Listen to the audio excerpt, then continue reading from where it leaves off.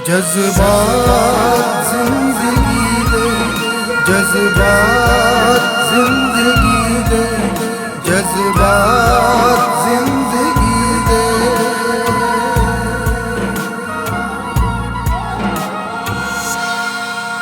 जज्बात जिंदगी दे।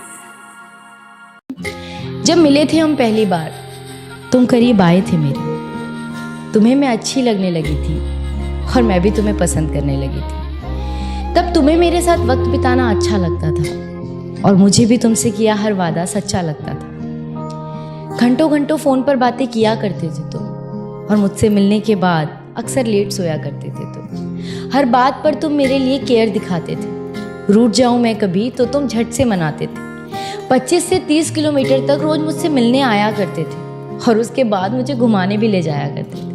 तो क्यों आज साथ होकर भी हम साथ नहीं, और क्यों इस रिश्ते में अब पहले जैसी कोई बात नहीं? क्यों हमारे वो पहले जैसे हालात नहीं, और क्यों आज मेरे हाथों में तेरा हाथ नहीं? एक छत के नीचे रहकर भी तू अजनबी बन गया है।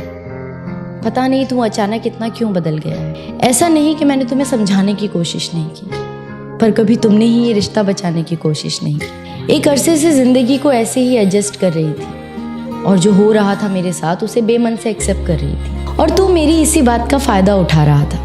मैं दिल लगा रही थी, तू दिमाग चला रहा था। पर कब तक इन रिश्तों को घसीटा जाए?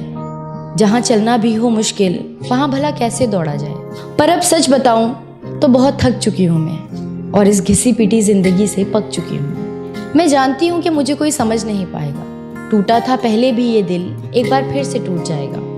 पर इस बार मैं खुद से एक वादा करूंगी, दूसरों से कम और खुद से प्यार ज्यादा करूंगी। मैं हंसती रहती हूँ अक्सर, इसलिए कोई जान नहीं पाता, और इस हंसी के पीछे का दर्द कोई पहचान नहीं पाता। अब किसी को इतना पास नहीं लाऊंगी मैं, अब किसी को इतना पास नहीं लाऊंगी मैं, और किसी को इतना खास नहीं बनाऊंगी मैं। और जरूरी नहीं कि जबरदस्ती रिश्तों को निभाया जाए, झूठी मुस्कुराहटों से बेमतलब सबको हंसाया जाए।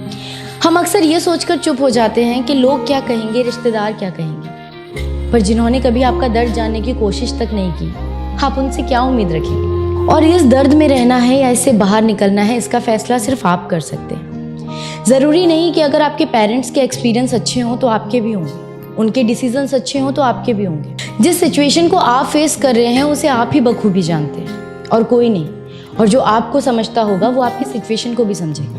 और शायद हमारा सफर यहीं तक हो, ये सोचकर अच्छी मेमोरीज को अपनी डायरी में रखकर उस चैप्टर को बंद कर देना चाहिए। क्योंकि हो सकता है आपकी किताब में कहानी नहीं किस्से हो, और अगर आप चाहते हैं कहानी लिखना तो आपको अपनी कहानी का मेन हीरो खुद बनना होगा। क्योंकि अगर आप किसी और को अपनी कहानी का मेन हीरो बनाएंगे तो आपकी कहानी अधूरी रह सकती है, लेकिन अगर आप खुद अपनी कहानी का हीरो बनेंगे तो आपकी कहानी ज़रूर मुकम्मल होगी। शुक्रिया।